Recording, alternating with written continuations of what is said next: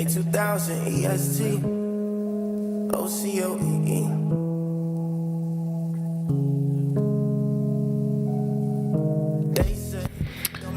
Hey, what's up? It's time to be back again with yet another stream. I know I have not streamed in quite a while. And I released a video actually that came out today kind of talking about why I have not. But, you know, here I am. I did the research that I wanted to do. Not all of it, to be honest. You know, there's some historical stuff about, you know, the whole Israel versus Palestine situation. But, yeah, I don't know. I think that I've in general decided that at this point, you know, to quote, you know, a line from Hillary Clinton, what difference at this point does it make? Not to be particularly callous or anything, but, yeah, and I'll explain that entire position, by the way. Once we kind of get going here, I just need to send this message out into the Discord here. And I plan to have, I don't know if you guys are particularly familiar with him, Callan Slayer, who's been on the stream before. I do plan to have him on as a guest later on tonight if he is available to discuss the situation in Israel and Gaza and what's been happening with the war against Hamas. So he will hopefully be able to make it later on in the stream to talk about that situation. So I'm definitely looking forward to, his take on the situation, because he's someone who has some interesting takes, and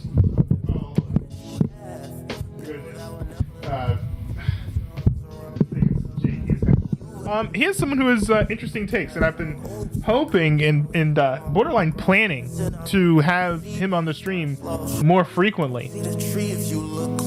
Alexis Andermack said Apple Star, it was a fake mustache. Is that a translation? Are you using Google Translate? I don't entirely understand exactly what you mean by that, but you know, if you like clarifying it, I would certainly answer your question. I just don't entirely know what you mean, unfortunately. And I'm sorry about that. I wish I did. Maybe you could try to rephrase what you said there. I'm just a little bit confused. Maybe you have been mistaken. Maybe you've been mistaken. I've been mistaken about what? I'm not sure even. I'm not even sure what you're talking about here. I'm not really sure what you're talking about.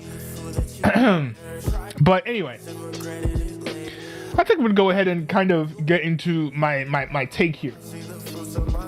So hold on, let's see. Worship the Aleister Crowley. I don't even know who that is. Aleister Crowley? No. I mean, I only worship God, so like, you're already fighting a losing battle there. But anyways, so this is a very grave situation. What's been happening in Israel, and what's been happening in Gaza and Palestine, with the whole war between Israel and Hamas. And when I post this video on my Non-Newbie Highlights channel, I'm sure it's going to have some sort of crazy provocative title, which is, you know, this conflict doesn't matter, whatever. And what I don't mean is that the war doesn't matter. But what I mean is, basically, and I'm just going to lead with my most shocking take, and then I'll dive into what's been happening with the conflict. What I mean by that is, you know, there's a lot of people saying, you know, Israel has the right to exist, or, you know, from the river to the sea, we should kill all the Jews or whatever. Like, you're hearing a lot of rhetoric kind of on both ends of that spectrum there, right? Some people saying Israel should exist, and some are saying that all the Jews should be exterminated. Well, you know, and then people are kind of trying to point to, well, another thing too is people are trying to point to historical things, right? Historical precedents by saying, oh, the Israelites have been there for like 4,000 years, or the Israelites were there 4,000 years ago, so they have a right to the land. Or, I don't know, the Palestinians were there 100 years ago, so they have a right to the land, and their land was stolen from them or whatever. A whole lot of people arguing back and forth, right, about this whole situation. And considering what Hamas has done, right, to Israel, I'm gonna say this. Literally none of that matters at this point. None of it matters. And here's why. You can interpret Hamas's terror attack against Israel as an act of war to a degree. Now, it was terrorism, to be fair, but a lot of other things where it's drone strikes, it's sending in, troops and militants to fire at people, even though, yes, they are, aiming at and targeting civilians, and they are doing horrific things to those civilians. It's the type of thing that, a warring country will do. An enemy nation would do in war if they were barbaric enough, which these people who are fighting at the behest of Hamas do certainly seem to be barbaric. And here's the thing about war. And this is, mutually declared, right? Because Israel has also said, we're at a state of war. Here's the thing about war. When you go to war, you forfeit your right to your land. There's never been a nation that has at least been taken seriously that said, you know what, we're going to go to war with you. They go to war, they lose the war, and they lose the land, and they're like, oh no, you're stealing our land. How dare you? You never hear any serious country say that. Everyone understands that when you decide to go to war, you risk losing, and you risk being subjugated and conquered. That is, unfortunately, the nature of war. There are a lot of people who are acting like the only way to take land is to buy it.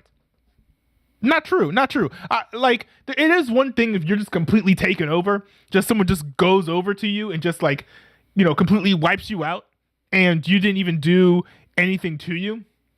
Now, I know people are going to start quibbling about this in the comment section, maybe, but I don't think that's the situation here. It's certainly not the situation in the immediate history of what's been happening here, because it wasn't like Israel was, running around, burning citizens alive in Palestine, right? Like, they weren't doing that. But Hamas just decided to do that on their own. This attack, literally everyone's been saying, was completely unprovoked. So, when it comes to, free Palestine, here's the problem. We're looking at what free Palestine means right now. Free Palestine means terrorist attacks and horrific things being done to Jews and to Israeli citizens. That's what free Palestine means. You hear people chanting from the river to the sea, whatever. That means literally kill all of the Jews and wipe out Israel as a state. That's what that means. And I think it's pretty ironic that these people who are saying these types of things are the same ones decrying violence, right? And calling for peace. Like, this is the first time I've ever seen a movement of people who love peace supporting terrorism. Like, it's such a strange and surreal thing for me to see. So I did want to get that first take out of the way. And say, I will be going into all of the history eventually. I still have some research to do on that, but my conclusion has basically been that none of the history matters because Hamas, which represents Palestine, right? It does represent Palestine because, Hamas does run the Palestinian government. Basically, Palestine has declared war on Israel. That's quite literally what's happened here. So by declaring war, you forfeit all your right to your land if you lose. So if Israel were to decide, hey, we're going to beat Hamas, we're going to completely take over Palestine, and we're just going to make everything Israel, they would have a right to do so. You can't whine and complain about, it being stolen land. If you didn't want them to steal the land, you shouldn't have declared war with them. Like, that's just the fact of the matter. So that's generally my take on the immediate situation. But that's a very macro approach. That's at a very macro and highly elevated level. Because there's some things individually that have been happening here that I did want to point out. And, some of this is going to be critical of the state of Israel. Yes, I am someone who does think that Israel has the right to exist. I am someone who does want Israel to win this war. But, this doesn't mean that Israel's perfect, right? So, you have to criticize people when they do things wrong, even if they're people that you like. And even to be fair, I'm not even the biggest fan of the state of Israel. I've never been the biggest fan of the state of Israel. I've just always supported their right to exist. So there is a difference between the two. But I did want to take a look at a few things, right? A few things that I think that not a lot of people are highlighting. I am seeing more people talking about this whole situation now that more time has gone on. But one thing is Israel's siege of Gaza. So Israel decided to basically completely seal off Gaza.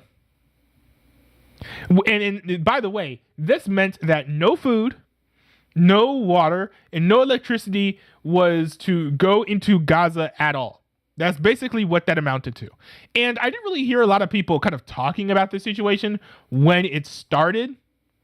Let's see here. But now, like a few days ago, the UN has started to kind of condemn this siege, right?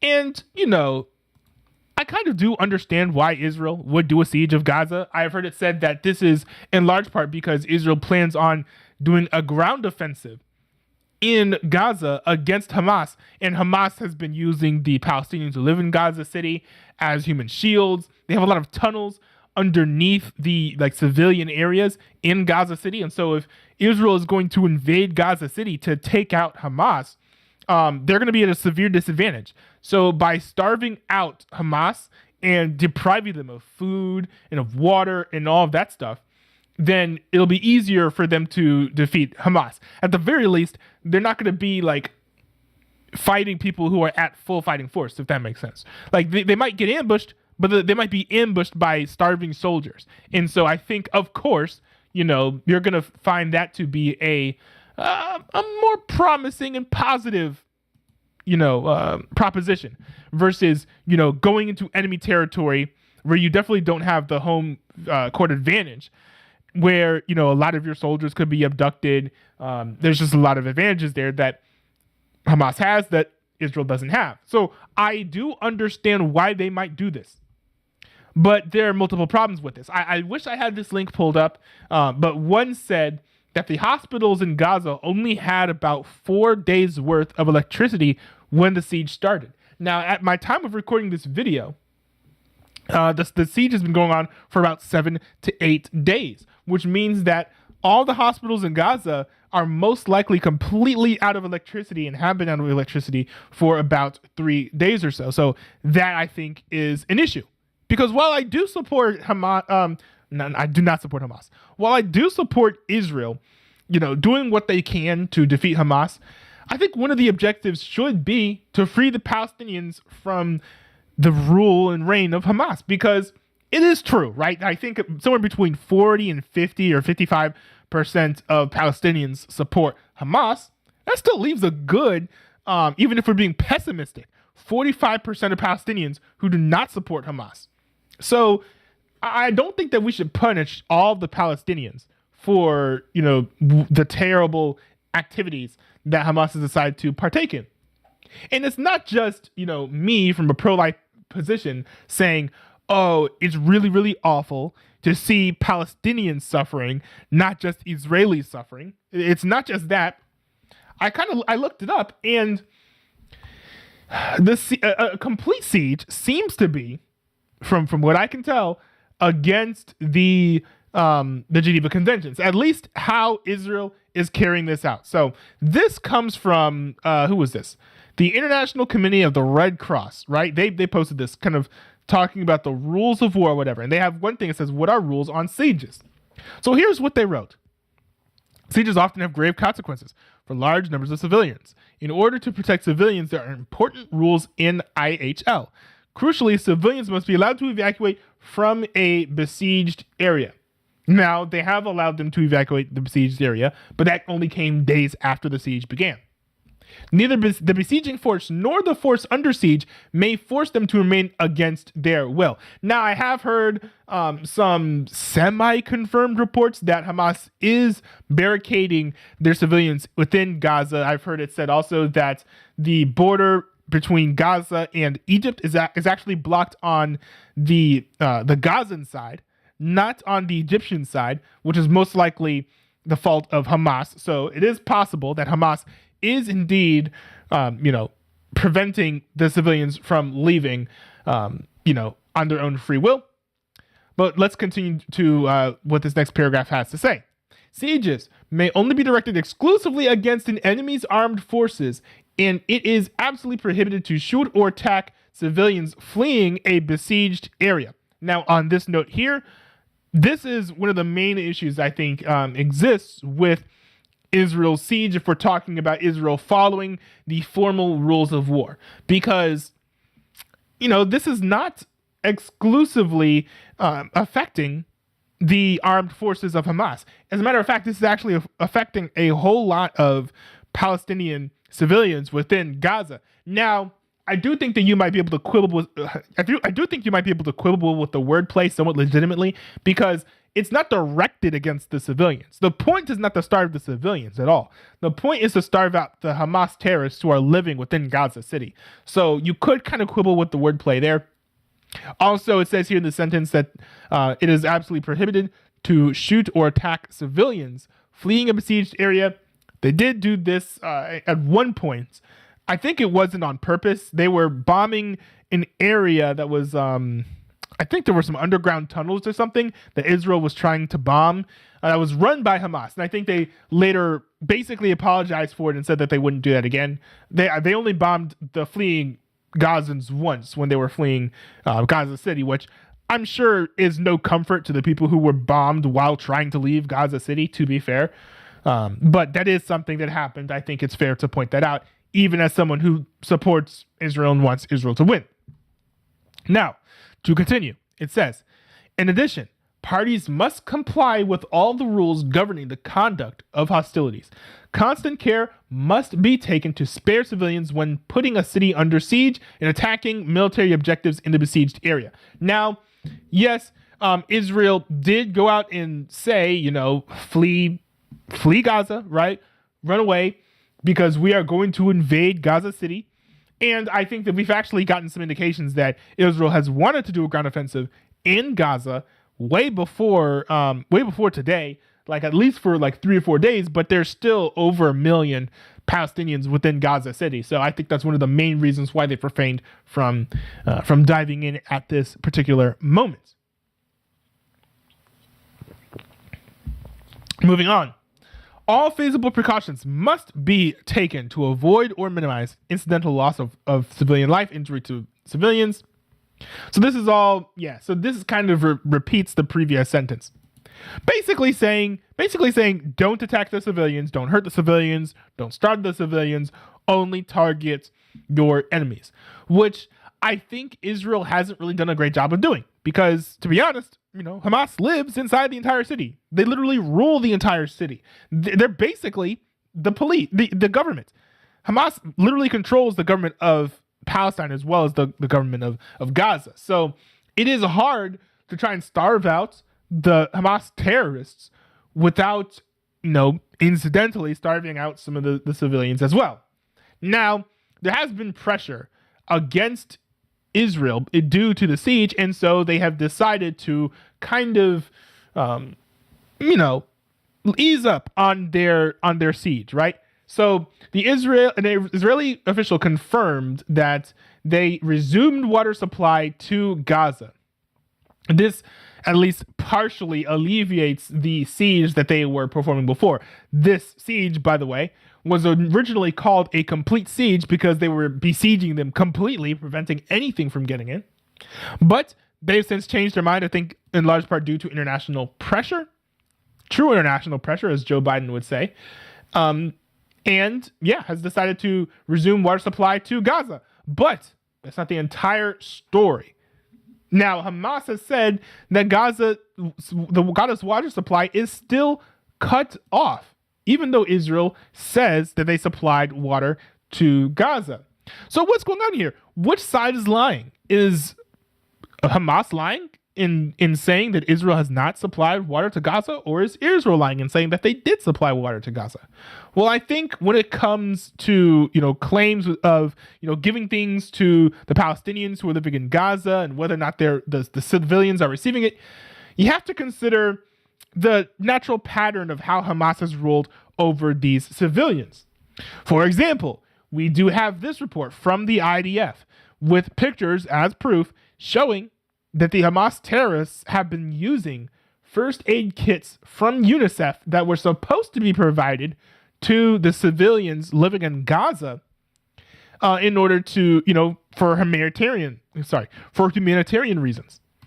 So here we have an example, right, of Hamas stealing things that were supposed to be for the goodness and the benefit of the Palestinians living in Gaza. But that's not all.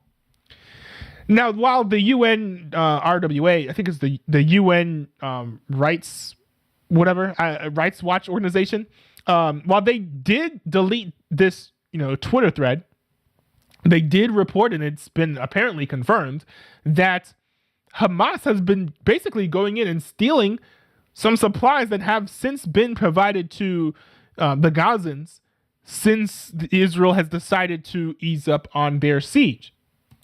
So I think that this begs the question: when Hamas says that Israel has not provided these goods, these humanitarian aids, not goods and humanitarian aids, when Hamas says that Israel has not provided water to the people of Gaza, should we believe them?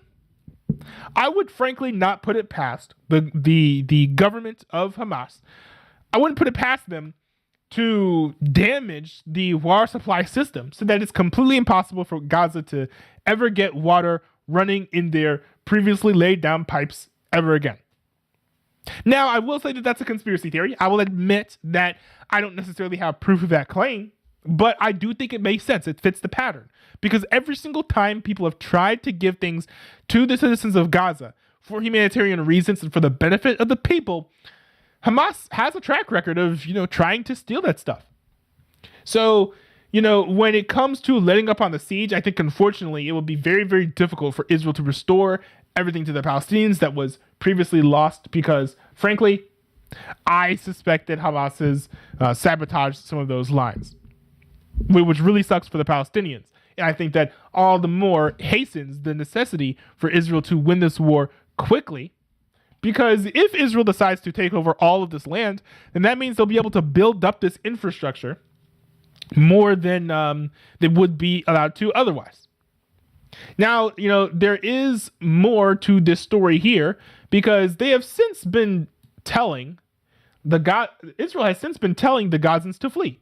And I think I did mention this earlier. Now, the UN has been very mad about telling the citizens of Gaza to flee, which honestly makes no sense to me. Because, Hamas has been operating out of here. Israel has been bombing buildings that Hamas has been operating out of, but those buildings often include civilians because Hamas has been using human shields in order to increase civilian casualties and paint Israel in a bad light with the PR move, which frankly, that is one of the few things that Hamas has done that kind of makes sense strategically. Although the problem is, of course, you're basically killing your own people, which is ludicrous and ridiculous and honestly horrific as well.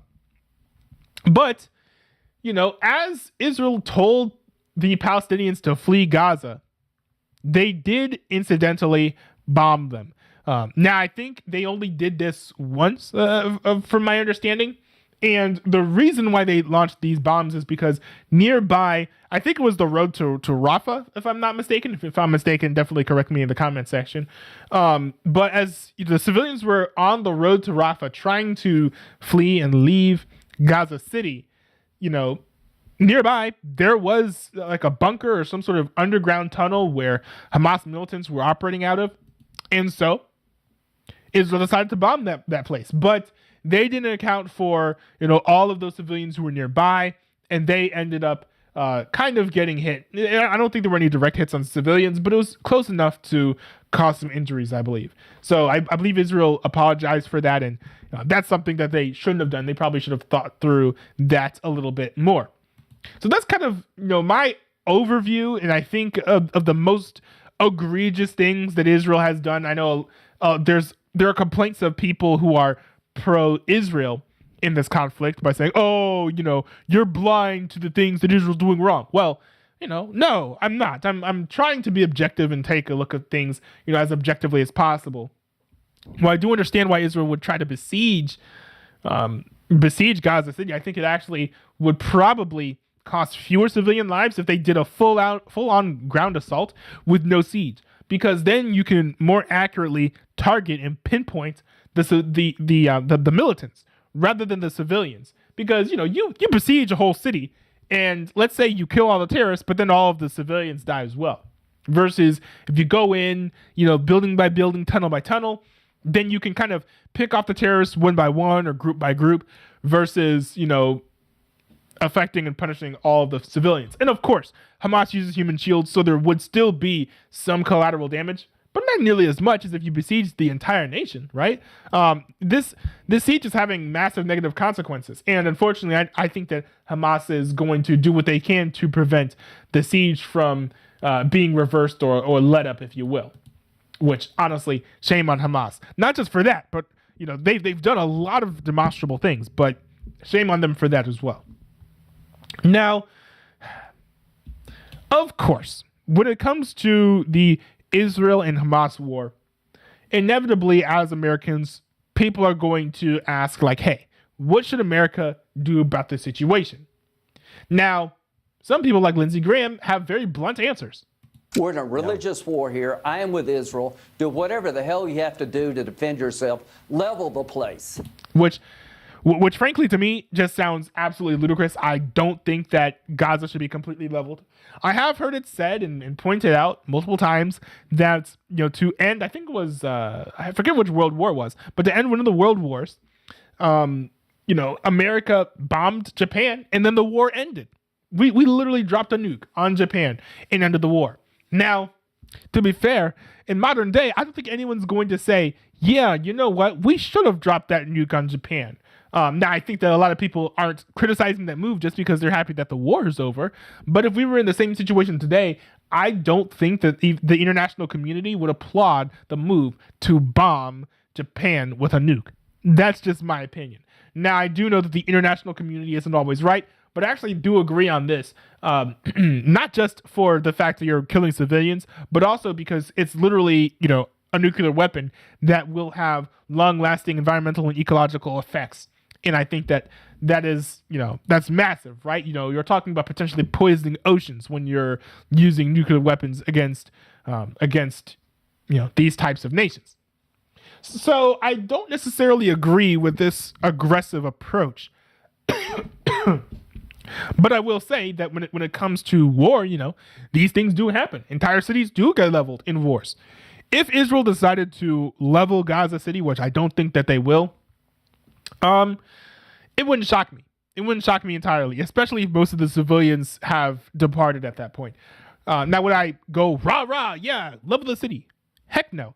Because, I'm pro-life and I want to see the fewest amount of civilians die as possible. So I want a ground assault. I don't want an aerial assault that is not nearly as precise and that has the propensity to, kill more civilians than is necessary in order to beat Hamas. Now, I also don't think that we should be sending troops to Israel, even though it seems like that's what we are on the brink of doing, despite the claims of both the media and the U.S. government. Carrier strike group to the Mediterranean Sea as Israel prepares to expand its Gaza operations. U.S. warship not intended to join the fighting, but their presence is designed to send a message of deterrence to Iran and Hezbollah. CNN's Hadas Gold reports. Make no mistake, it's a sign of deterrence. They're not actually going to use those ships. No, the U.S. would never send some troops into an international conflict like this, would they?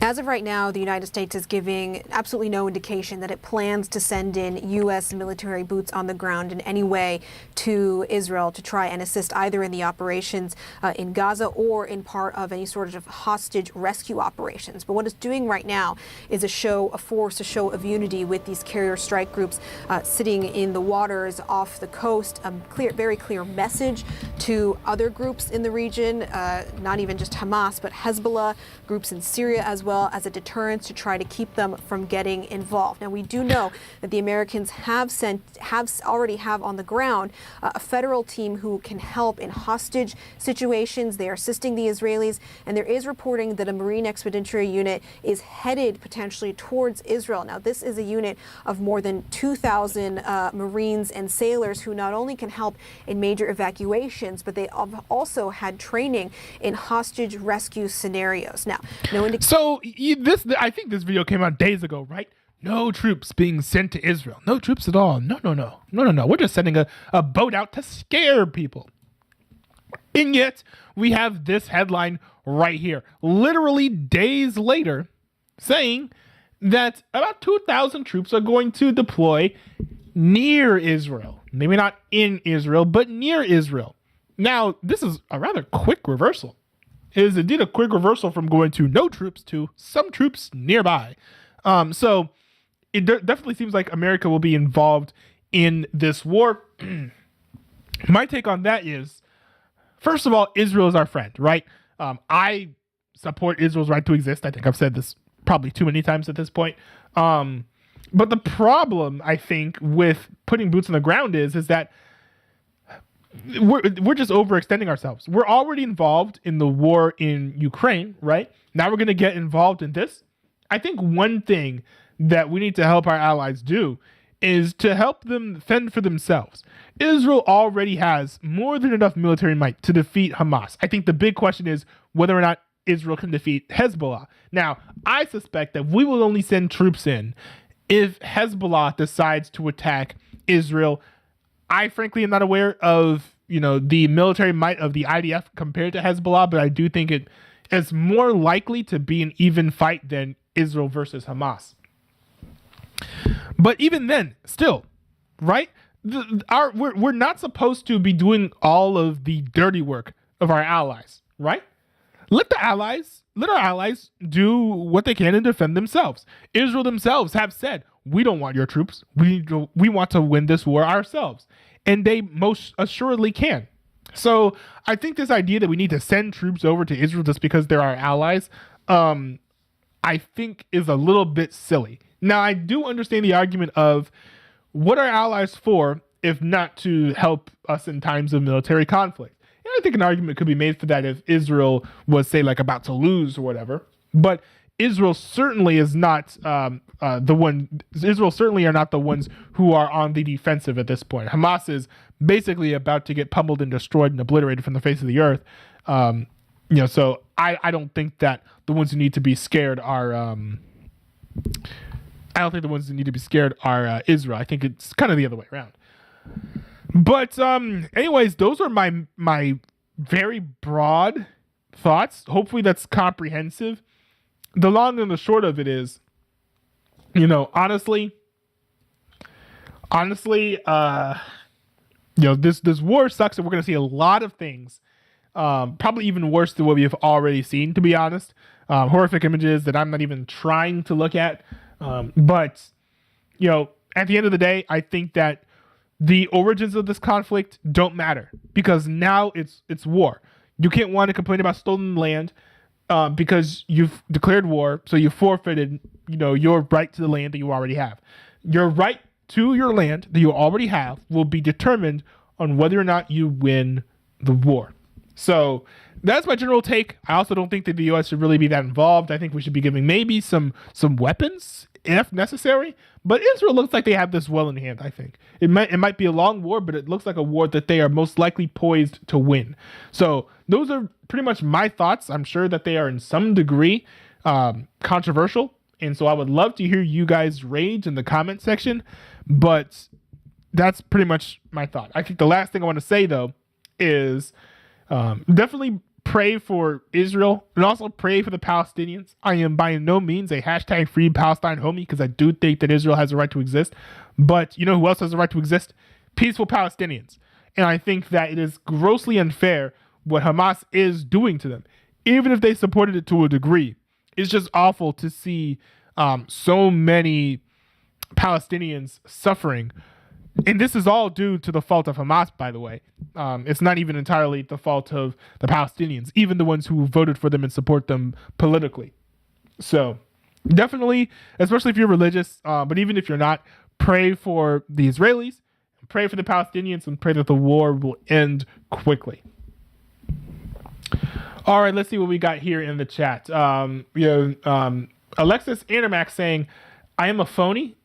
Why are you a phony? What's so fake about you? Your name? Or is your name not really Alexis Andermack? Wait, hold on a second. Wait, you're telling me that your name is not Alexis Andermack? You've been lying to me this entire time? How dare you? You're an absolute traitor and a disgrace.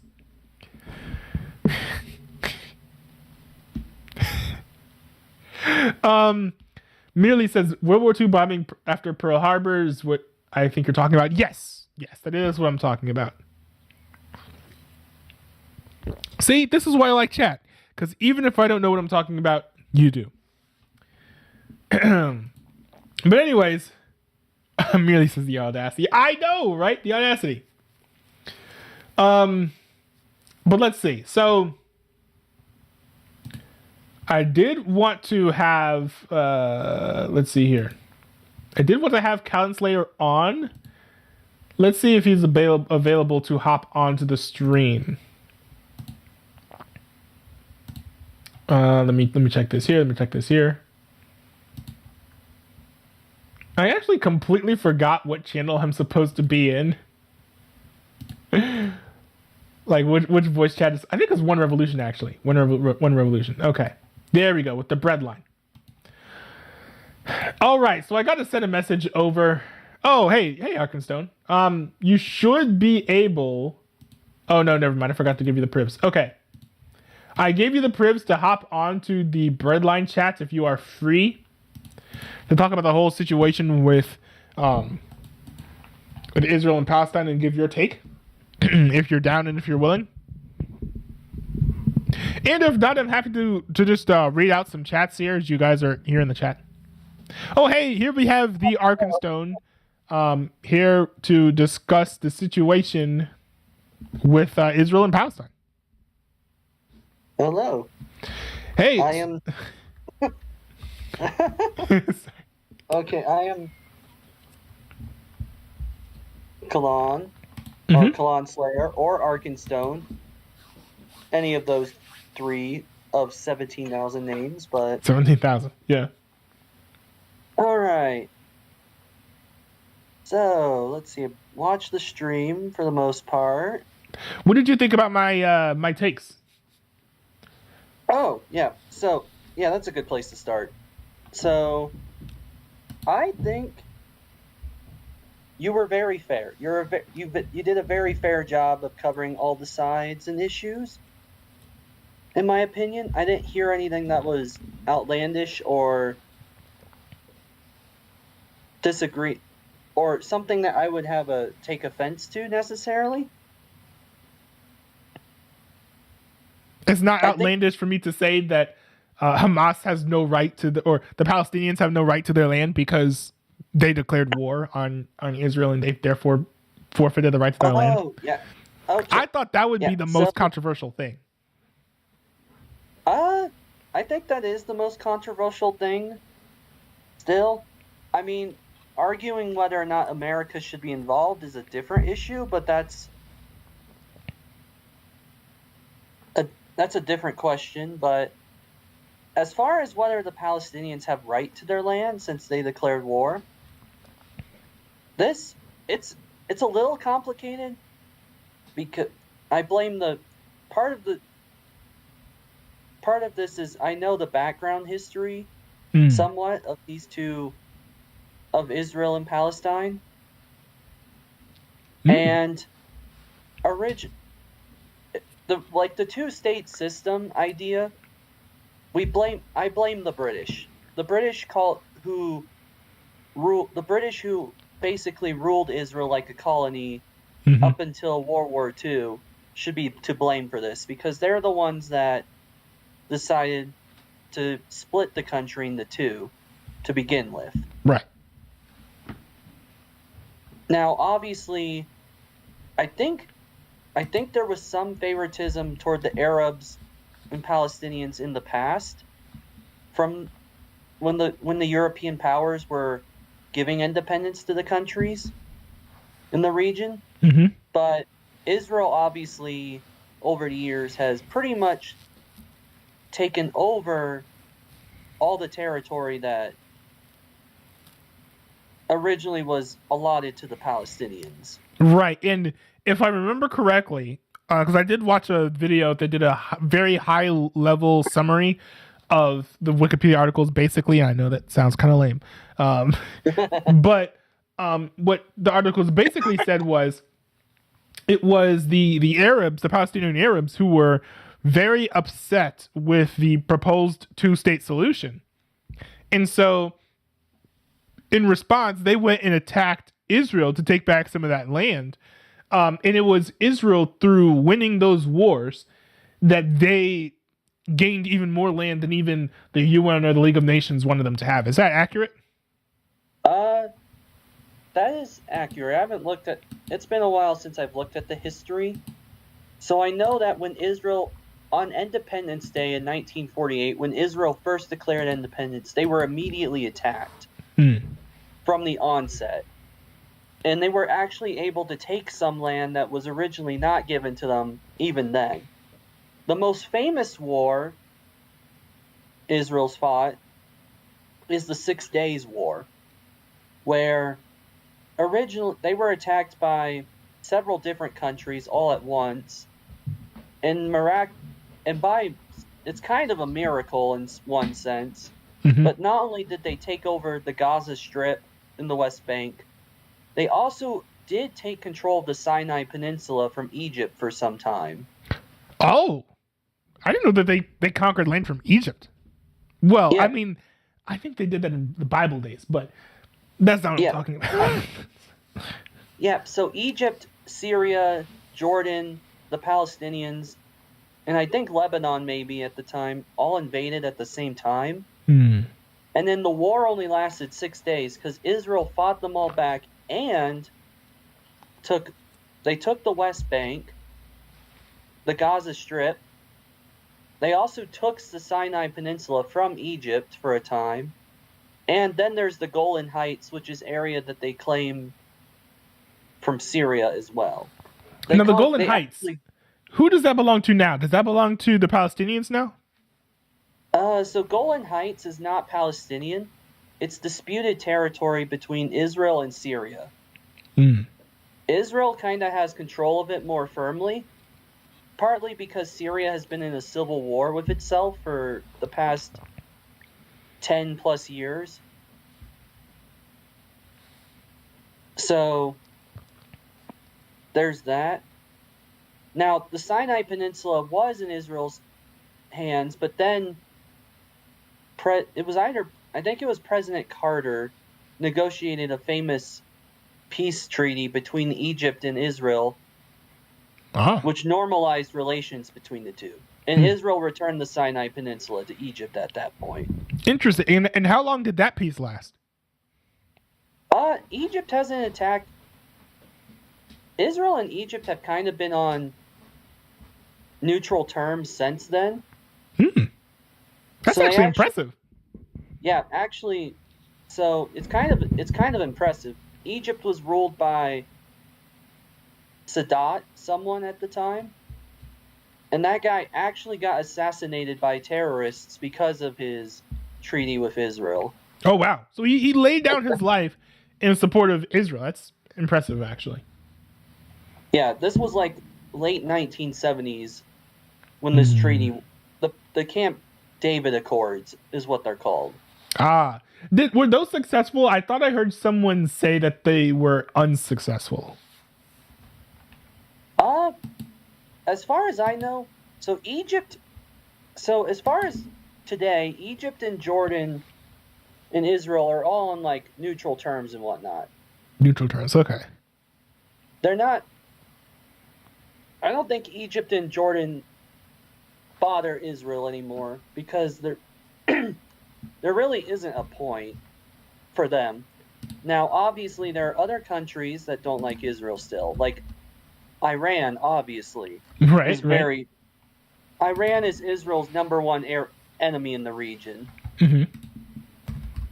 Hezbollah, which basically controls much of Lebanon. Hezbollah, which basically is Lebanon, ruling party for the most part. Well, not just that, but Iran, I hear as well. Yeah, Hezbollah is Iran supported, so obviously they don't like Israel. Now Hezbollah and Israel have been skirmishing a little bit. There's been a few skirmishes between the two in the past few weeks. Yep, and I did cover how rumor has it that they're going to get involved. Yeah, if they get involved, it could be this will escalate from a. So like, here's the thing: is like, Israel and Gaza have been at, and Hamas haven't. This is not their first war against each other. I don't remember what year it was, but it wasn't too long ago. They actually fought another war. Yeah, I frankly, that's a bit of history that it's not lost to me because I have access to Wikipedia, but I just don't know it.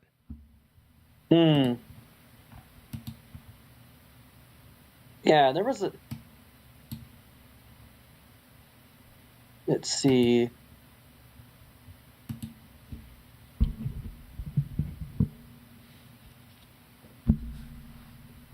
Yeah, let's see.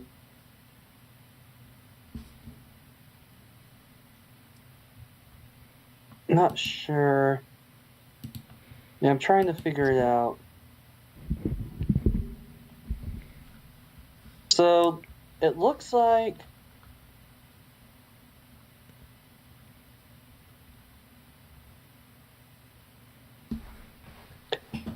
there hasn't been like a big war. I think there was a war. Yeah, there was a 7-week conflict between the two in 2017 because some Hamas militants committed a terrorist attack and killed a few Israeli people. Israelis, yeah. Yeah, and the result was not on the scale that this attack was by any means. It was only a couple people that time. Still bad. The conflict ended up lasting 7 weeks apparently. Also, Israel has done some things like, I think 2 years ago they raided a mosque for militants and stuff at one point. Yeah, and see, that's the tough thing. Like, all of these terrorist organizations, they basically do all their operations out of civilian areas where civilians live, and I guess in this case, even here where they worship too. So it's like, people complain about Israel hurting civilians all the time. Well, the terrorists are living among the civilians. Oh, excuse me. Sorry. Yeah, it's not like they've built up their own military bases. I mean, I think they probably tried, but Israel has stomped them out, and frankly, rightfully so. So if the Hamas had any military bases, they would have been destroyed already because Israel would have taken them out. Right. First. That's the problem that Israel has in this war, is because Hamas is notorious for hiding within civilians populations. Right. That's just the nature of it. Like, if you ever looked at a map of the Gaza Strip, it's not very big. Yeah, well, the whole area is not particularly big. No, like, the entire region, I've heard some people say Israel's like the size of New Jersey or something, which... Is it accurate? I don't know how closely accurate that is, but it's not big. Like, Israel is not a very big area. Yeah, it's pretty small. So, yeah. I guess the history notwithstanding, because you know my take, which is at this point the history doesn't really matter. Well, yeah, the history. So, I'm having trouble speaking, but I'm sorry. So basically, the history of this region, it's more important for understanding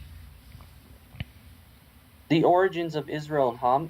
It's not as important for the current situation. Like, the thing is that these two countries, or I shouldn't call Hamas a country necessarily, because they are a terrorist organization. Right.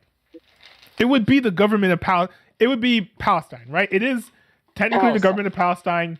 The Palestinians did vote them in as like the rulers Yes. of the nation, right? It would be basically like the Democrats owning the majority of the House and the House and the Senate and the presidency. So it's like, as the Democrats go, so goes the country. Yeah, so basically, and Hamas was voted in 2008 and 2006. So they were voted in like almost 20 years ago. Mm-hmm. And they've entrenched themselves at this point into Palestinian government, which makes it harder to get rid of them because they actually have support. Well, they're the official government. That's like if you were to call the Republicans a terrorist organization, and then they gained all the power in like all of the elected branches of the U.S. government. So then what do you do? The U.S. is essentially a terrorist nation if that happens, right? Right? And that puts you in a sticky situation. Because that has massive implications on what you could do to the nation writ large, which of course has massive implications on what can or will potentially be done to the citizens. Yeah, that's fair. Now, you are right. Your take is right that the history is important for understanding how we got here. The history is irrelevant to explain what do we do now about this situation. Like, think, obviously, so, yeah, obviously history will tell us certain things that we could pay attention to and learn from. Like, World War II is a great example because the Brits, like, when the British and French were trying to appease Hitler before the war started, they originally tried to appease him just by letting him grab the territory he wanted.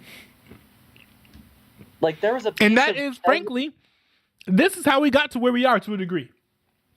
Israel has been very, very light in their punishments of Hamas. They've had many opportunities to be like, you know what, we're going to go and stomp out Hamas. But instead, what do they say? We're going to mow the lawn. That's literally what they said. We're going to cut the grass. Yeah, they said that they are going to bomb, some of their weapons caches so that they're basically toothless. But they're not going to actually beat them. And this is where we got to where we are today. We have even people to this very day saying, be nicer to the terrorists. And then that's how you get them to back off when, hey, we've had decades of that strategy. And that's how we got to this exact moment. So, no, maybe let's not do that. But sorry, that whole concept gets me upset when people's first, and this may be graphic descriptions or whatever, but people's first reactions to seeing the fact that Hamas has like burned babies alive and beheaded them is to be like, oh man, shoot, we should have been nicer to them Hamas people. Like, bro, what kind of like psychotic brain damage do you have to have for that to be your first reaction? Yeah, like, here's the thing. It's one thing that, like, here's the thing is that, like, at the end of the day, Hamas is a terrorist organization. Their entire existence revolves around doing acts of terror against Israel, mostly against Israel in particular, because that's their target. Right. But they've also killed Americans, I'm assuming, too, in this conflict that were in the line of fire. Right. So Hamas, at the end of the day, is going to do atrocious acts of terror as a means of survival and as a means of spreading their propaganda.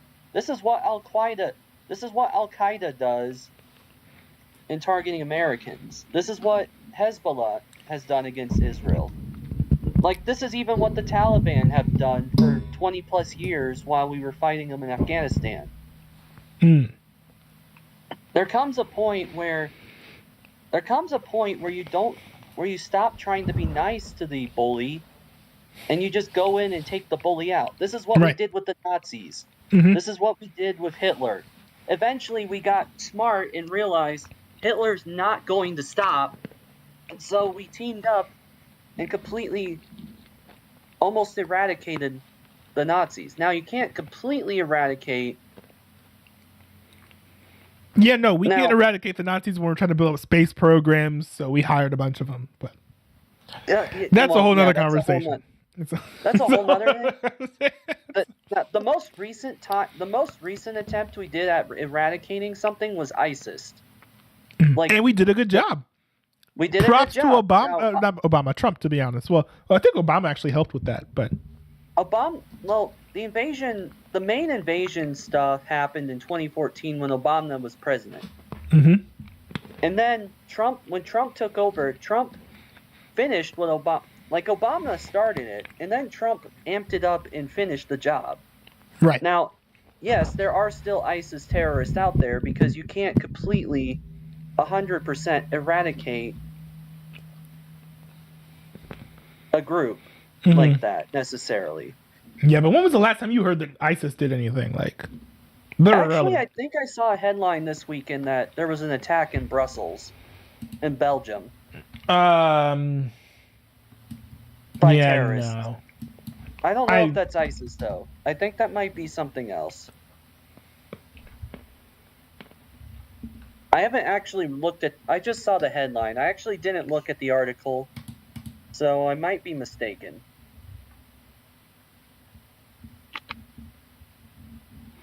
They lost the last bit of land that they owned in March of 2019. They don't own any land. That's what I mean. Like, when I say they're not eradicating, I'm not saying they don't own any land. Like, they don't own any land. Unless they have a tiny pocket in Afghanistan or Syria. Yeah. Which is now, it's very, very possible that they might have some village in Syria because the country's been at civil war for 12 plus years now, and it's almost impossible to tell who owns what for the most part because rebels and the Syrians have been fighting each other. But at the same time, I mean, is that there are still probably members of ISIS floating around at different camps and stuff. Yeah, probably, yeah. But we did a good job of almost completely stamping them out. Yeah, that also is true. And we have to give credit to the presidents who are kind of helming the ship in both of those scenarios, Donald Trump and Barack Obama. Yeah. It was Now, to move forward. Sorry, I did want to focus on moving forward as well. Mm-hmm. Moving forward, what would you like to see? Like what do you think? What would be your ideal, and what would be like your realistic proposal for what should happen? My own ideal vision for what would happen is a two-state solution with Palestine next to Israel.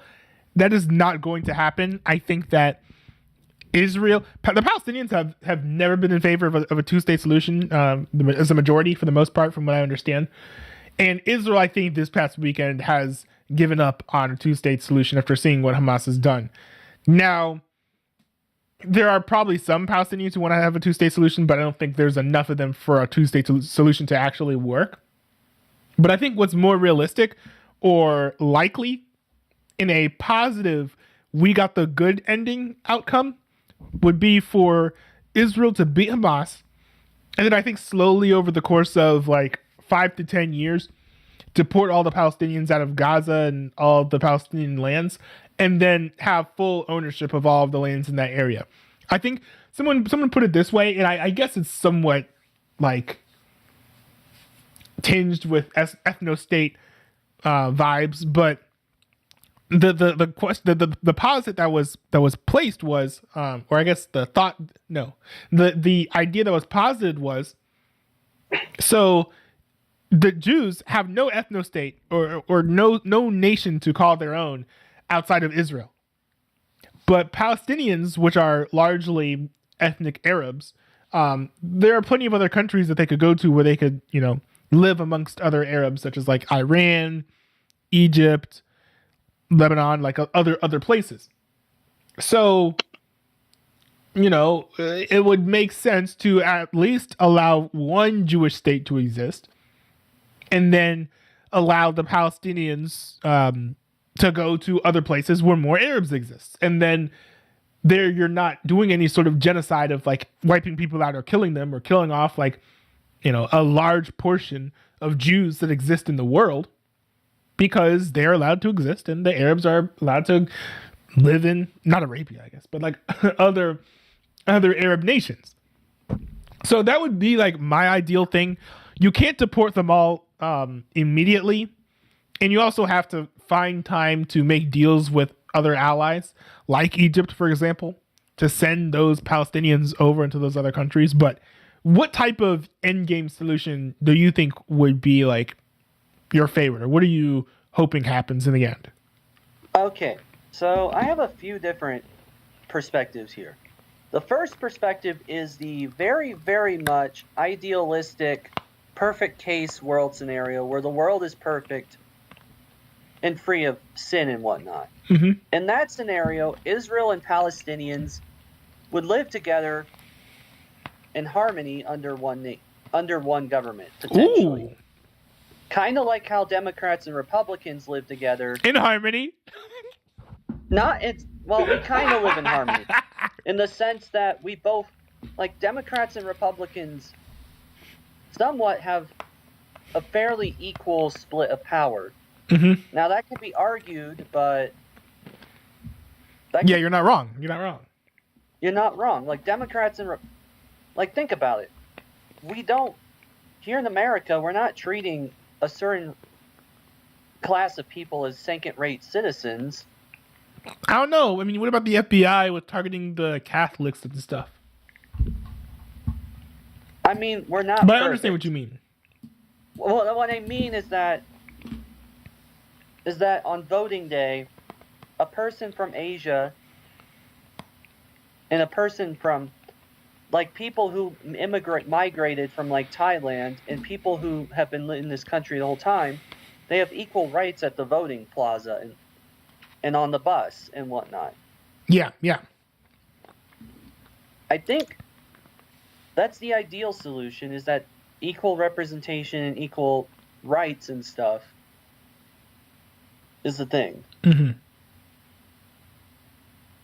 Now, will Palestinians and Israelite and the Jews ever get along together peacefully in this world? They will not. It will probably never come to that point, because the Jews obviously have lived in the land for as long as history can tell. Basically, yeah. I mean, didn't they take it over from the Canaanites? But other than that, yeah. Yes, the Canaanites were pretty much all wiped out, though. There's not really a trace of their lineage left. Right.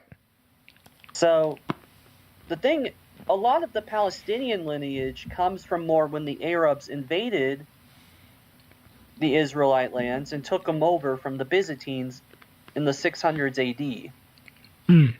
And then they settled down in the lands and basically for like 1400 years ruled them more or less between like Arabs, the Turks. We're not counting the Crusaders, because the Crusaders were just as bad as the Arabs in treating the Jews. Mm-hmm, mm-hmm. Even though they were supposedly Christian. I thought they were Catholic, not Christian. Catholic. Yeah. An important distinction. A very important distinction. And I would love to have a discussion on how much of Catholicism is Christian and whatnot. That's a different topic. With a whole Spoiler alert. message. Spoiler alert, it's less than 100. Less than 100%? But we can't say 0%. Like, there are some similarities. But, yeah, anyway. So, like, the thing is, though, is that, so Israel and the Jews and Arabs, they'll never get along with each other completely peacefully. Right. Now, and another ideal solution is that they won't live with each other completely peacefully, but if the two governments were at least united into one with fair amount of representation for both, then I think the country might have a chance to stabilize. Here's one thing I want to push back on you on with that, though, is if you do that, how do you deal with radical factions within the Palestinian people that hate the Jews and want to see Israel destroyed as a state that exists?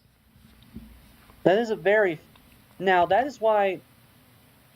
Because that's the main reason I want deportation, not a two-state solution. Because if you have a two-state solution, get rid of Hamas, there's so many Palestinians who are probably already radicalized that they would just create a new Hamas and then go and try to kill more Jews again. Yeah, that's why I've been talking idealistically. I haven't been realistic yet. Here's my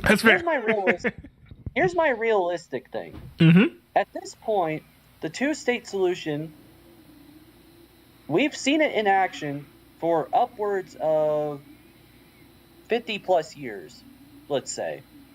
Mm-hmm. Going back to when Israel was first made independent. That solution has obviously not worked out. Right. And history does tell us that when you try to divide a country into multiple nations, messy things can happen. This happened with India when India was granted independence. Like, you had large portions, like when India and Pakistan split off and became independent countries, you had large portions of Hindus suddenly stuck in Muslim majority regions, and large portions of Muslims suddenly stuck in Hindu controlled regions. And you had massive migrations back and forth between the two. And there was also a lot of violence and conflict originally. Fortunately, those countries have stabilized, but there's still tension. Yeah. And I think that's the problem is if you put these people together who don't like each other, like right next to each other, like there's always going to be that tension, which is why I think they need to be separated through deportation. Yeah. So here's my realistic thing that I think should happen. One, Hamas needs to be eliminated. Absolutely, yeah. Like, let's be honest. Hezbollah, Hamas, the terrorist organizations that have been terrorizing Israel, they need to be wiped out decisively. Because we've incrementally trying to fix the situation has also failed. Right. And it doesn't work. Like, could say the same thing about Republicans trying to incrementally change the government too here. It just hasn't succeeded. Yeah. Because if you give concessions to your enemy, to the person you're trying to fight, you end up weakening yourself in the process. And you both end up losing in the long run. Right. Now, this doesn't mean that compromise is bad, but it's hard to compromise with someone who wants you to be dead. You know? Yeah. Like, I mean, obviously, Republicans and Democrats, at the end of the day, compromising between the two is not the worst strategy because it helps stabilize our country and whatnot. But in the terms of Israel and Hamas, there's no compromise left. Hamas wants Israel eliminated, and Israel would honestly probably love to wipe Hamas out. Right. At this point, too. Especially after the terrorist acts that Hamas has committed these past few weeks. So that's the first thing, is they should just ignore the... I think also part of the reason Israel hasn't fully executed is because they have a lot of international pressure not to. Right. But I think that with this terrorist attack, they have less international pressure not to now. Because you can't really blame Israel for wanting to go scorched earth on people who did this. Yeah. I think at this point they should ignore the people who are telling them to stop and just get the job done. What if getting the job done by their standards involves further violations of the rules of war, and violations of the Geneva Convention, which, to their credit, it seems like they're walking back things like the siege. But like, there are some people over here, they're like Lindsey Graham, right, saying like, do whatever you need to do, level the place. Like, Okay.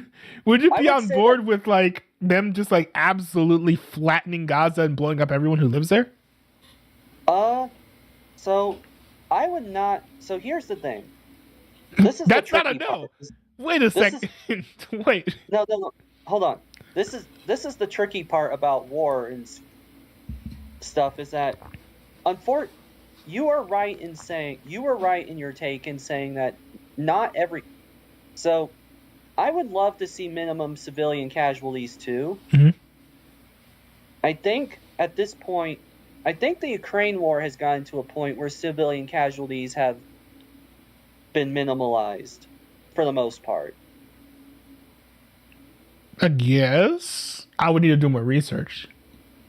Maybe. I mean, at that point, right now, they're just fighting on the front lines. Mhm. There's not like a huge amount. You don't hear a lot about bombing raids and stuff, but that's beside the point. I thought that civilian buildings in Ukraine are being routinely bombed. Is that not the case? Oh, maybe I'm completely wrong. Maybe Russia is still attacking whatever they can, but yeah, the thing. So, yeah, unfortunately, I would agree with your take that a ground assault into the city is probably the best route to go to get rid of Hamas, because Hamas will use civilians as a human shield. Right. And unfortunately, when you have a nation that is willing to put their civilians in harm's way as a means of survival, there will be more casualties on the civilian side. Mm-hmm. I think it's probably the Now- reason why there are actually more casualties from Palestinians in this war than casualties from Israelis. Yeah. Also, yeah. So Israel's kind of stuck in the situation where they need to wipe Hamas out. Like, the militants need to be captured and wiped out, but Mhm. they need to also avoid. Like, I would not agree to just I would not agree to Israel just completely carpet bombing Gaza City. Completely. Yeah, me either. It'd be awful. Yeah. Like I'm pro life. The reason I laugh at that concept is just that it's so preposterous to me. He's like, oh, we should just like throw. Like, that'd be like to me if someone said like, hey, you know what America should do? We should drop a nuke on Gaza. Like, I don't Why? laugh because I think it's cute to kill civilians. I laugh because it's one of the most ridiculous like proposals that I've seen. You're talking about, as an ally of Israel, dropping a nuke on a tiny little city that is like basically within Israel. Yeah, they would. A nuke wouldn't do any. Like, nuking. There's a reason why no one has used the nuke since Hiroshima and Nagasaki. Mm-hmm. Doing so completely escalates the chance of a World War III breaking out. Well, no, it's not about that. It's about the fallout from the nuclear stuff. Oh, the nuclear I'm like, fallout you would can't also be damage Israel as well. you can't be an ally of Israel and then drop a nuke next to Israel.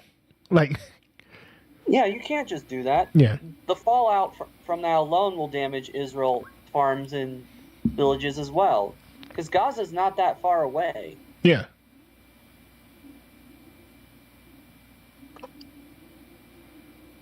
So, And did you have obviously- any final takes before I let you go? Let's see. Yeah, I guess at the end of the day,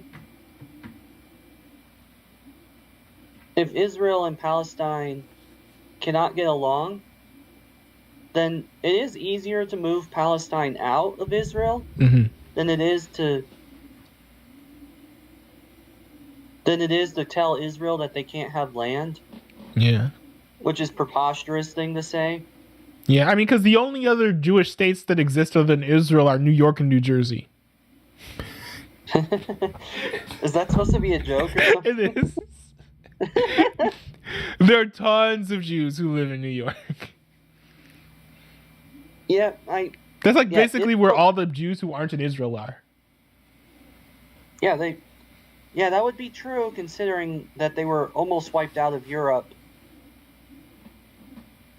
Yeah. 70, 80 years ago, unfortunately. Yeah. Because they used to all live in Europe. And then World War II drove them all out of Europe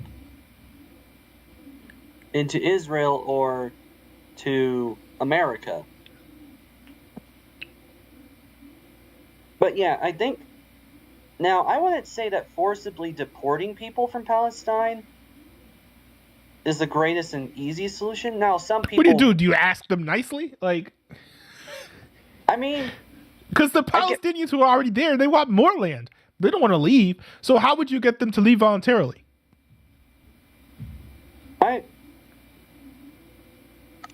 So there might be some people. So there are probably a small percentage of the population who actually would like to leave because they're tired of fighting and just want a more peaceful, established life.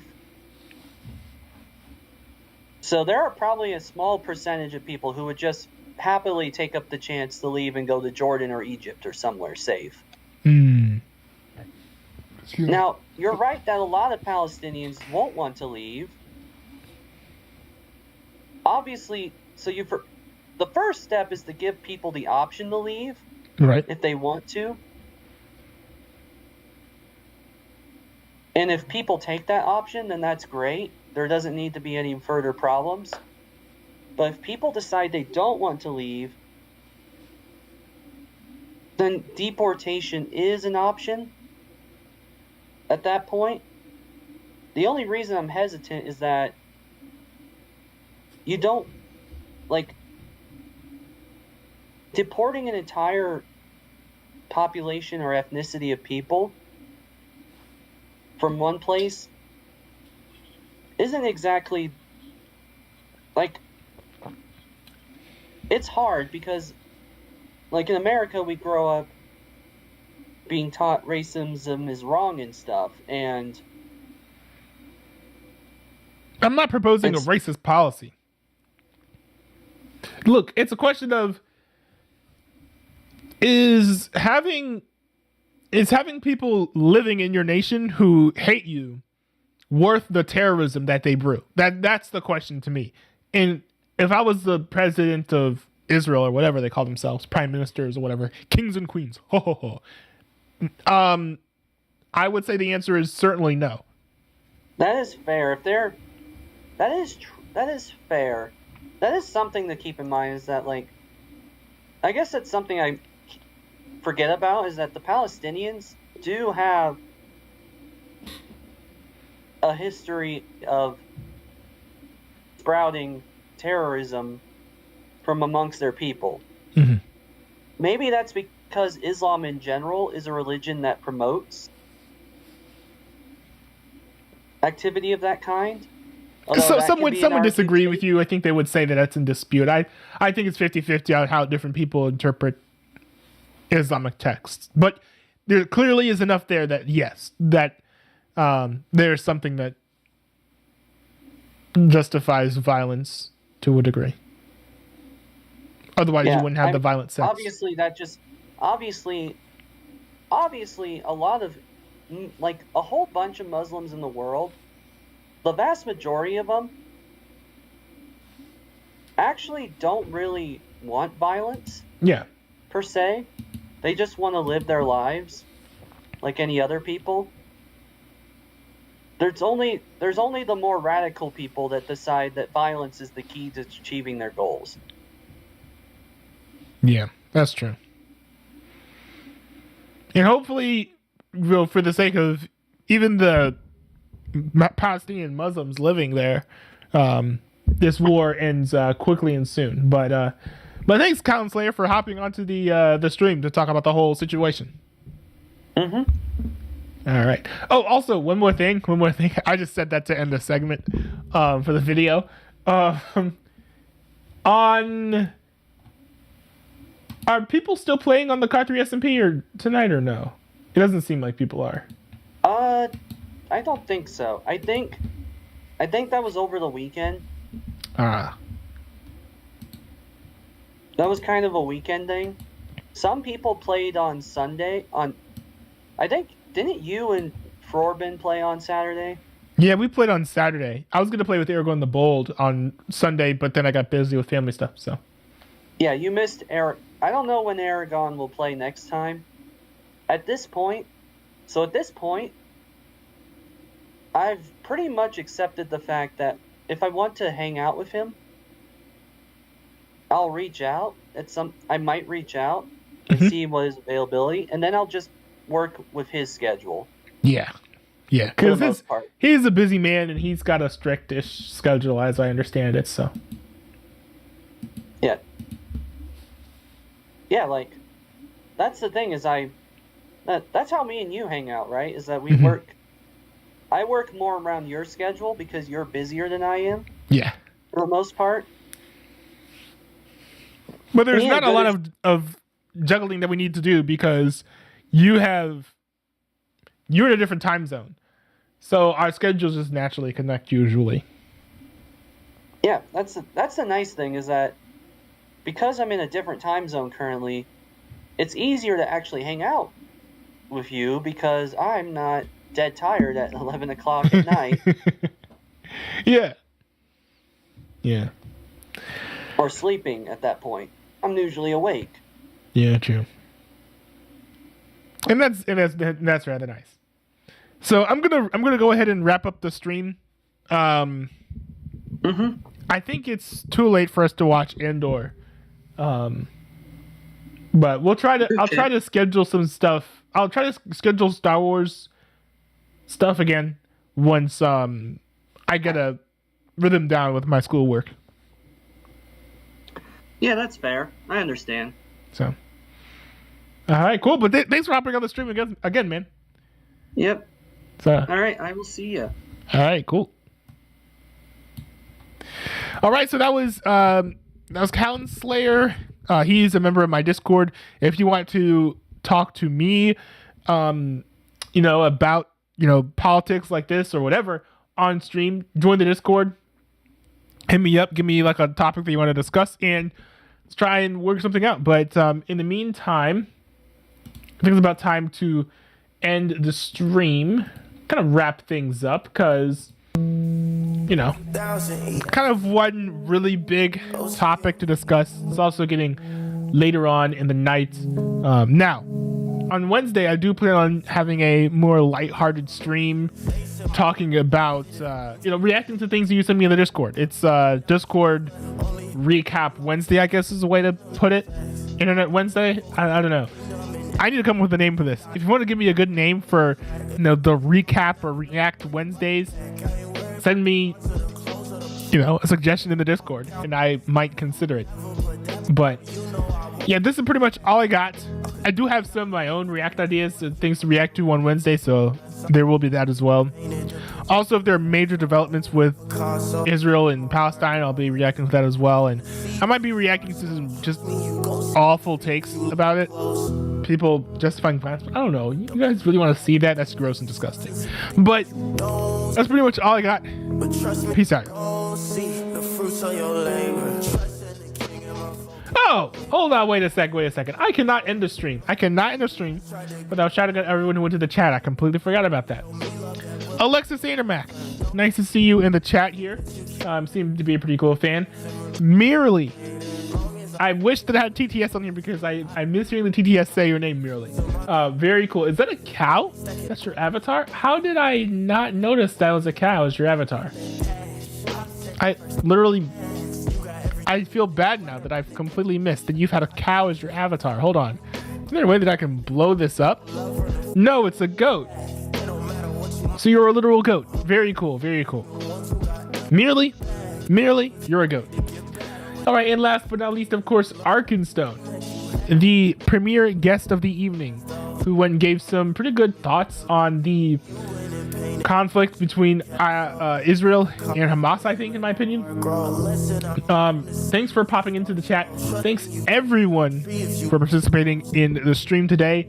I am looking forward to seeing you guys back on Wednesday for a more lighthearted react stream.